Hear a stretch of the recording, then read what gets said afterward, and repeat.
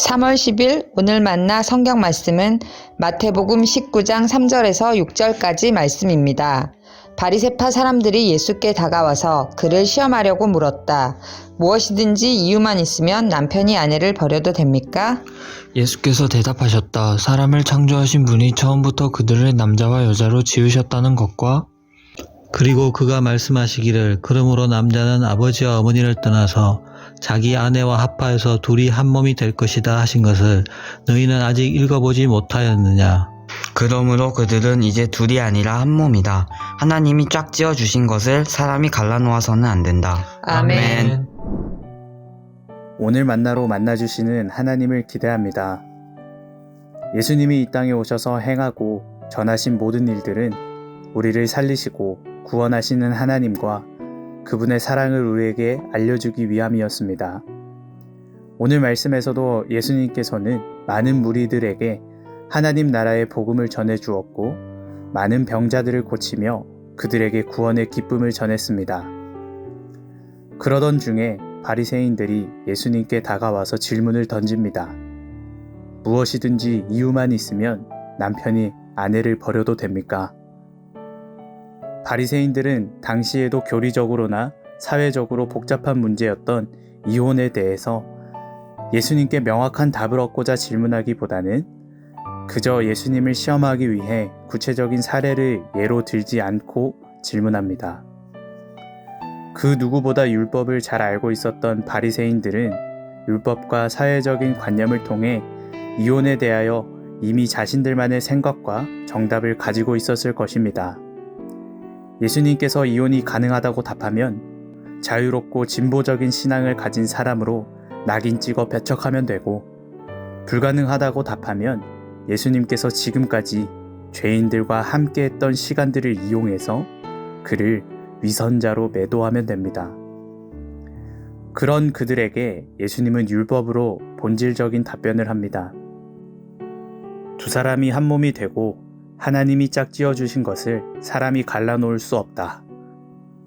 예수님은 율법학자의 질문에 율법으로 하나님께서 이루어 주신 가정과 두 사람의 사랑이 중요하다는 근본적인 답변을 합니다.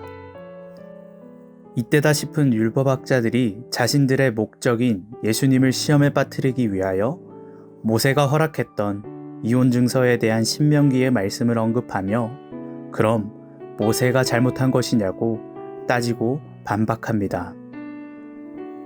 당시 모세가 이혼 증서를 허락했던 이유는 사회적으로 스스로를 지키기 어려웠던 여성들의 인권을 제도적으로 보호하기 위함이었습니다. 바리새인들에게 율법의 의미는 중요하지 않았습니다. 그들은 율법 뒤에 숨어 있는 하나님의 뜻을 알려 하지 않았고 그저 자신들의 이익과 권위를 위해 율법을 마음대로 해석하며 사용했습니다. 그들은 하나님의 마음을 이해하려 노력하지 않았습니다. 우리도 삶 속에서 말씀을 마주할 때 바리새인들처럼 그 속에 숨어있는 하나님의 뜻에 주목하기보다 내 기분과 내 상황에 따라 마음대로 말씀을 해석하는 경우가 있습니다. 나에게 불편한 말씀을 내 상황과 맞지 않다며 외면하고 지금 당장 듣기에 달콤한 말씀을 가까이 하기도 합니다. 하나님은 우리에게 말씀을 통해 오늘을 살아갈 지혜를 알려주시며 우리를 선한 길로 구원의 길로 인도하시는 분입니다.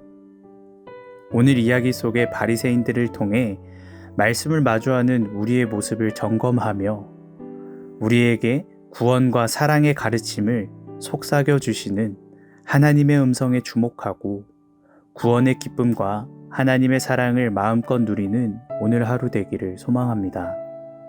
기도하겠습니다.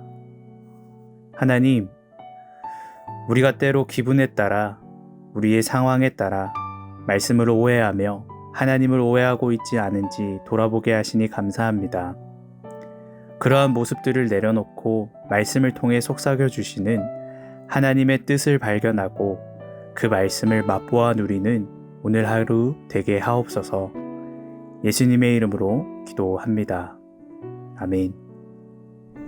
이제 두 가지 기도 제목으로 함께 기도하겠습니다. 먼저 내 삶의 풍족함을 위해 말씀을 이용하는 삶이 아니라 말씀 속에 계신 하나님을 만나며 그 은혜가 내 삶에 풍성해지는 오늘 하루 되게 하옵소서.